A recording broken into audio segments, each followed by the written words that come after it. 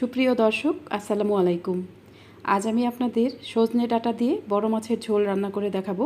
এই সজনে ডাঁটা আমরা অনেকভাবেই খেয়ে থাকি, তবে সজনে ডাঁটা দিয়ে বড় মাছের ঝোল রান্না করলে খেতে অনেক বেশি মজার হয়। গরম ভাতের সাথে এই রান্নাটি খেতে অসাধারণ লাগে। আশা করছি আজকের রেসিপিটি আপনাদের সবার কাছে ভালো লাগবে। চলুন তাহলে রেসিপিটি দেখে নেওয়া যাক। এর জন্য আমি এখানে 5টি বড় মাছের পিস নিয়েছি।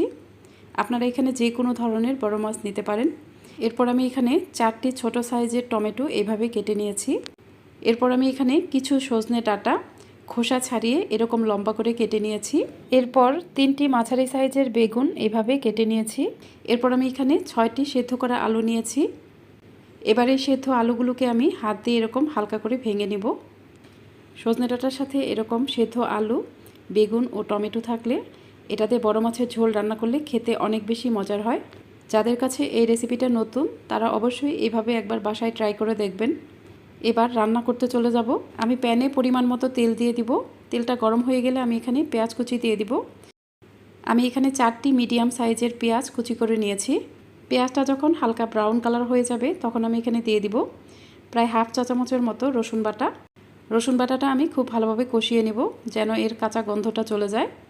রসুন বাটা ভালোভাবে কষিয়ে নেওয়ার পর আমি এখানে গুঁড়া মশলা দিয়ে দিব।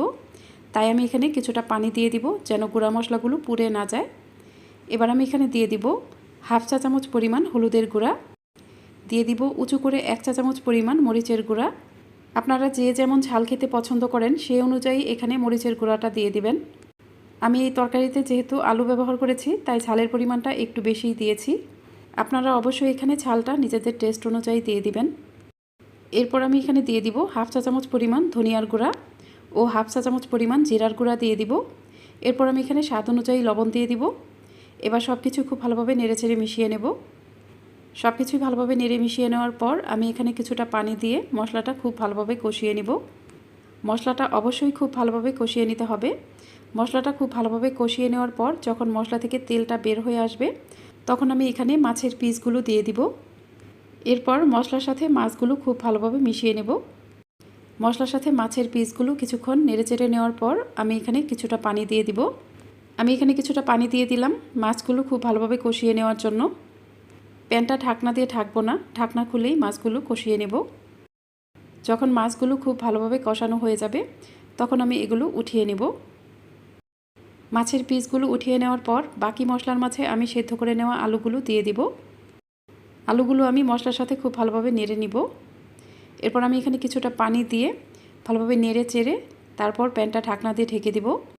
আমি 1 থেকে 1.5 মিনিটের মতো প্যানটা ঢাকনা দিয়ে ঢেকে রাখবো। এরপর আমি ঢাকনাটা খুলে নিব। আলুটা কিন্তু খুব ভালোভাবে কষানো হয়ে গেছে। এখন আমি এখানে কেটে নেওয়া বেগুনগুলো দিয়ে দিব। বেগুনগুলো দিয়ে দেওয়ার পর আমি বেগুনটাও খুব ভালোভাবে আলুর সাথে নেড়ে মিশিয়ে নেব। এরপর আমি এখানে খুবই সামান্য পরিমাণ পানি দিয়ে দিব বেগুনগুলো কষিয়ে নেওয়ার জন্য। আমি আবারও প্যানটা ঢাকনা দিয়ে ঢেকে দিব। 1.5 থেকে 2 মিনিট পরই আমি ঢাকনাটা খুলে নিব। বেগুনগুলো কিন্তু খুব ভালোভাবে কষানো হয়ে গেছে। বেগুনটা আমি খুব বেশিক্ষণ রান্না করব না। বেগুনের কালারটা সবুজ থাকা অবস্থায় আমি এখানে ঝোল দিয়ে দিব।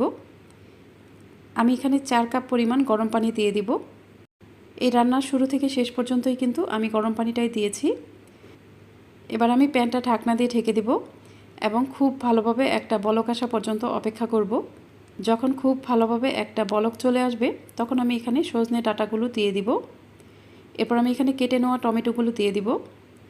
আমি সব কিছুই খুব ভালোভাবে নেড়ে চেড়ে মিশিয়ে নেব। এবার আমি প্যানটা আবারও ঢাকনা দিয়ে ঢেকে দিব এবং আরও 2 থেকে 3 মিনিটের মতো অপেক্ষা করব। ঝোলটা যখন আরও কিছুটা জাল হবে তখন আমি ঢাকনাটা খুলে নিব। এখন আমি এখানে মাছের পিসগুলো দিয়ে দিব এবং মাছের সাথে ঝোলটা খুব ভালোভাবে মিশিয়ে নেব।